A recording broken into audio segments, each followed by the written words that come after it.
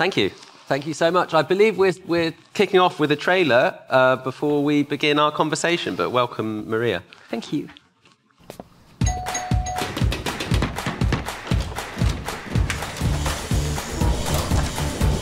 ¿Qué haces aquí? Hola.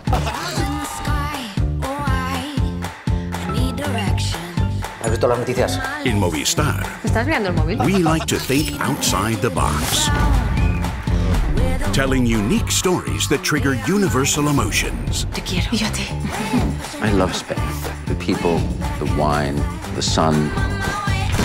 Imagining new ways of storytelling.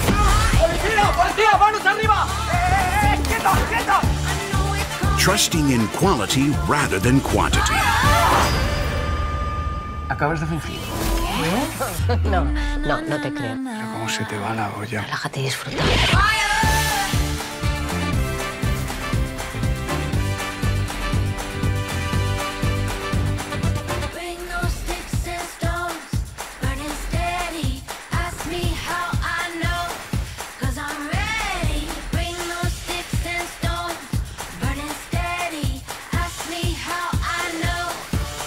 Un momento, ¿solo hay esto? A veces quiero más. ¿Qué más quieres?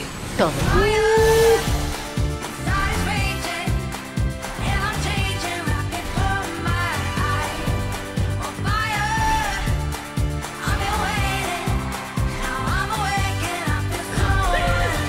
Seeking and empowering talent.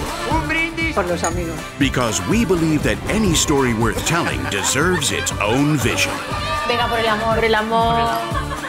We want to name the fiction you've always wanted to see. ¿Dónde? In Movistar Plus. Fantastic. Well, that was a really nice cross-section of what you guys have coming up, and I'm sure we'll talk about it in some greater detail, although, of course, we only have 20 minutes, as everyone likes to say when they present one of these panels. Welcome, Maria. It would be really good first, I think, for us to talk about how your role works, because you have quite an interesting creative/sales role at the moment, and we'll go on and talk a little bit about the distribution element to your role soon. But what is it that you're doing on a day-to-day with Movistar? Yeah, well, thank you for all the welcoming. I am part of Domingo Corral's team, which oversees the original television that Movistar is producing. We do about between 9 and 12 TV series per year. And I think it's really important to flesh that out, how much it depends on the year, and because for us quality is very important, and sometimes projects need longer, and it is important to give the time and the space to the project to evolve. So I'm part of that team, and I'm very happy to look at the projects that are coming to us together with the team. And I'm a little bit of a translator, a human translator, by looking at content that come to us and think about the Spanish audience. But I also, in a secondary role, as you say, or on another side, I look at the impact that content could have on the international market. What would be the appeal and what would be the interest from our partners around the world? So I look at it from the Spanish point of view, and I help them on providing my opinion on the content, but also look at it from the international point of view and trying to see how would be perceived, welcomed, and what would be the unique values of the shows by the international market, which is a great, seeing it from the two sides of the world, which is fantastic. Yeah. I love the concept of a human translator for TV. But how do you go about that? Like, I'm presuming you're using quite a lot of your experience to think about how you pivot Spanish ideas to other nations and cultures. I think the key is having been in contact with the industry very closely. This is why I'm here, for example, trying to have learning from the partners that we have in this part of the world, learning of how things that they are releasing are working, looking at the things that we have been providing them, how it works, and looking at how it looks from their side with their umbrellas, with their glasses, how they look at the content they're representing. Very often you have things that are very Spanish, that are very locally relevant, but they talk about topics that are worldwide relevant, and that they're always very clearly transferable to another countries and to another communities, to another societies, like the love between friends, the love between, brothers and sisters, how exposed you are to certain problems. And they're unique themes within a very local context that travels really well. So there is a piece of trying to look for what is the DNA of each of the shows, whether it's about If the show lives out of certain topics like being faithful, being loyal, being a good friend, or going through problems, or going through great times, or having challenges, or what is it that is important, or just the speed of the story, and trying to see whether that same language is also within those content that have been performing well internationally, and trying to find parallels. And very often, I like to. When we talk about content, I like to make 3 examples. I think sometimes, and this is my greatest example, you have a documentary, it's just an example of volcanoes, and there is a channel out there that is called Volcano TV. Well, you know what? They might buy it, right? So it's a very clear pattern because you have a very clear content. And very often you are creating something completely different. You do think and you guess that this will be liked by someone else, but you have not tested. And that is the field where we go into. We're not producing like a cookie cutter, very clear patterns that are constantly repeating, where we can go on we can go on the path of the volcano documentary, what is very obvious. We have to, we challenge ourselves very much, and we also challenge those that buy from us by saying, give it a try, this is something that is very different. But I think for us it's really important not to repeat success patterns constantly. Like if you like bread, I'm going to give you toast, which you do like bread, but after a while you cannot just have constantly on and on the same content, the same type of content that you always wanted in a repetitive way. And I think that's very refreshing when you go to a platform that you trust and you look at content because they propose it to you. And they say, hey, yeah, I'm going to give it a try because it's so different.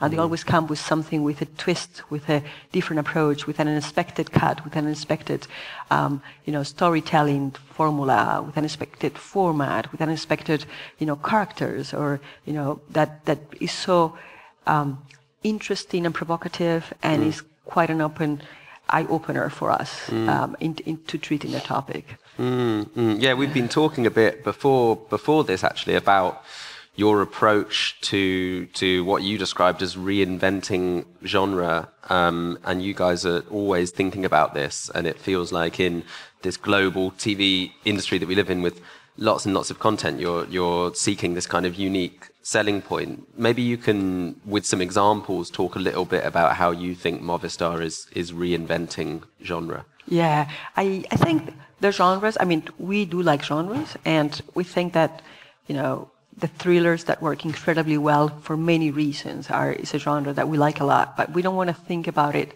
in just another thriller. And for us, it was very important to come with a story that was very unique and told in a way that was very, very character-driven and not action-driven, where the character and the story and the development of the characters are the one thing that is thrilling, and you don't know how they're going to behave and react rather than what the actions are going to do on them.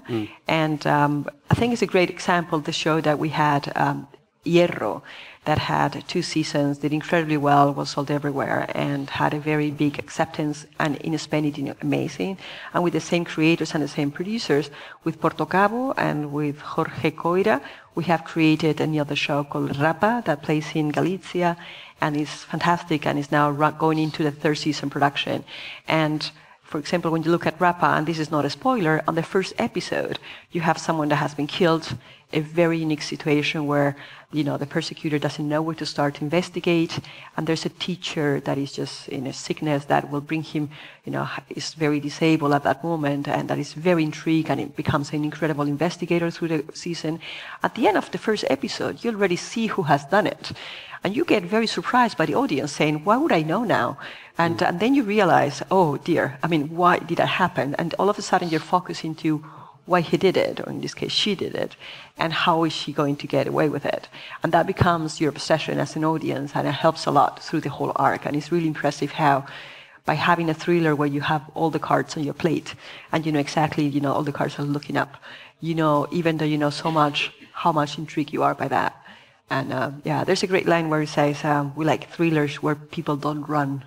And I like that, where it's more of a psychological thriller rather than the typical police chasing. So we launched 2017 September, and it took us a big number of series. We have found our DNA in trying to get our audience to be surprised, content that is not expected, not the classic cut, but really trying to, as you say, reinvent, trying to find another way to tell the story, and trying to believe in the talent and believe in the will of the talent by supporting them and creating shows that are very different while being very Spanish and very local. And do you get good feedback from buyers about this approach? Like, again, the proliferation of content is so incredible and so vast at the moment that do you feel like this has paid off, this approach? Absolutely. And we are very, very proud that our show Left-Handed Son has got the best show in the short form and in Cannes Television Festival just this April, which is an amazing accomplishment, an amazing award. And Apagón Off-World has been on Panorama in Series Mania in Lille this year. So we not only have great ratings, but also have international recognition, which is great. I think we have been able to show that the interest on being different also translates into reaching a wider audience and finding a language that communicates very widely. You know, when you look at the Left-Handed Son, it's a show produced by a scriptwriter and director of movies, Rafa Cobos, who is fantastic, has been awarded twice with a Goya for Best Script. And he had a very personal project, and it was done in a very artistical way. And it's very far away from the normal storytelling language that you have on TV series. There's a lot of close-ups. There's this speed is special. The beauty of the frame and the photography is very special. And we're happy with that language and with those quotes. It was able to reach an incredible wide audience within our platform. And that is what you mean with recognition. We have this local recognition by having these great ratings, and completion rate has been amazing. And that really supports the model that we're creating and that we're doing. So very proud of that. Very proud of that. Yeah, and speaking of that model, so you've now been looking after the Movistar distributor, Movistar Plus Internacional, for about a year or so. Exactly. As we said at the start, you're kind of straddling these two sides of creativity and sales, which is fascinating. How has that year gone so far? How do you feel that the sales house is developing? Yeah, we had had a very warm welcome from partners around the world. They have had some of our shows through great distributors that we were working with that were fantastic, but they were happy to have also a direct contact in terms of learning more deeper and having a closer relationship to the creators of the series. So it's been very encouraging to hear from third parties how great and how happy they were, and to also embark on that knowledge trip where you learn from the partners and what things are working with them. For us, this is a two-way street. And I think the part that we are close to the content creation, or I mean within the team of content of the original team, and also on the international side, is a very important door from what is working outside, and to be able to communicate how our content works and what are the other things that are working for them, and to hear what things could also work for us, where we could embark in co-productions from their side, or we could invite to co-produce content from our side. So I think this has been an incredible journey, and we're very, very happy that we have our own distribution arm, which is a great opportunity for us. Previously, you took a kind of nimble approach to distribution. You had a partnership with Beta Film, but you were selective over the distributors that you used for your content. But of course, there are so many territories around the world where you don't have a platform. Do you think it's necessary now for a company like Movistar to have its own in-house distribution? Not necessarily. I think, on the one hand, it's a question of volume. You need a certain specification. I don't think everyone should be in the same business, because you need to dedicate good volume of time. You have to have the knowledge. You have to be out there and out here, which is a pleasure to be in them again. But you need to have to focus on the international side. And unless you have a certain volume, it doesn't make sense for you to do all that effort. So I think for us, coming with up to 10, 12 series per year, it didn't make sense not to do that effort, because there was so much volume and so much opportunity to be there. And the volume also underlined the the possibility of having our own distribution network. So no, I think also it's been a great journey with Beta Film, for example. They're amazing and they are great friends of ours, and they have been able to take our content and bring it out there and make it knowledgeable. And I think it's more important than doing it ourselves is what you're doing for the content. I think content is the center of the decision making. You should do whatever it takes so that the content has the best possible distribution, because you own it to the talent you're working with. You own it to the people that you have said, yes, do the show with me. And in this case with Movistar. Movistar is an independent company. So we don't have platforms around the world like maybe Netflix does or Disney. So when people come to us and want to have a project produced with us, we have to make sure that that content travels worldwide, and we are giving that content the biggest visibility possible because we own it to our talent. So I think I think it's important not to mistake that the content is here, and caring for the content is more important, and being fair to the content that has been produced together with you and with your partners is way beyond having your own arm or not having the arm. Yeah. And where does the content work well? Like where do you assume that a Movistar original would work really well? For example, people talk so frequently about how Spain is a window into Latin America, and I've never known whether that's genuinely 100% true or maybe like a slightly lazy assumption, but maybe you can build on that. Yeah, no, definitely it is, and there is such an appetite for Spanish content, and I think some other platforms, maybe the worldwide platforms, have made it even more wider by some of the shows being so relevant. And I think that we have great awareness in Latin America with our content, and people are very well aware of Movistar series, what they can expect from it. And I think it is definitely one of the places where they best understand their content, but not the only one. I mean, when you have Italy or Rai, there's a linear channel, state-owned broadcaster. They have so many shows, so many TV series of ours that is great to see how great stories, well written and best performed, travel so much. But yes, to confirm your question, yes, Latin America is a territory where our content travels very, very well. And the feedback we receive from them is fantastic. It's very encouraging. Frank Spotnitz spoke yesterday in his NEM keynote about the writer strike and the situation with the US writer strike on what's happening in Europe. He said that the erosion of writers' rights in the US can be a learning curve for Europeans, European storytellers, European producers. I wonder how you feel the ripple effects of the writers' strike are being felt in Europe. I think we're looking at it very cautious. We have a lot of respect for their rights, and we know it's a very difficult situation. So we hope that it gets resolved very, very quick for everyone, because everyone wants to write and to produce great content, as they were doing. I think it's an interesting moment also to look at the content that is coming around the world.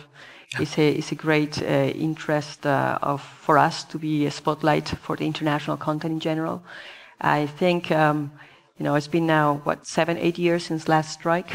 I think the strikes are not good for anybody, and I hope they find the right model. It's a very complicated conversation. I'm glad for the international community to be able to have a bigger spotlight on content that is produced elsewhere, which is so much talent out there. Yeah. I mean, I guess we'll have to see how that plays out. We've got around a minute left, but I wanted to know what's coming up for you guys, and if there's any sort of change of strategy of what you're doing over the coming months that you could speak to, or if you're going to be continuing on the direction that you're currently on. Yeah, when you say continue, it looks like an easy path, because we're just doing the same thing that we're doing. It's a rocky path. Exactly. So I think the only continuity is trying to be brave, trying to, take care that the content is innovative, trying to dare to do things. And it's now a moment where so many changes in the industry are happening, and there's so much, maybe it's an option to doubt more on the content, or to bet less on talent, and to bet less on originality, and to go more into patterns that are proven to work. And I think we just, for the community, for the creative community, and for the broadcasters, and for the acquisition executives, I think it's very important to remind them that, when we don't risk, and when we don't dare, and when we are not creative, and when we don't do things differently, we don't reach the creativity level that our audience needs, they want, and I think it will be a reverse move for the industry. So we will continue to be brave, which is quite something that is very difficult to do. And we're very happy, and this is our uncomfortable comfort zone by being there. Very good. Uncomfortable comfort zone. I love the sound of it. Well, thank you so much, Maria. It's been an absolute pleasure. I hope you've all enjoyed. Thank you very much.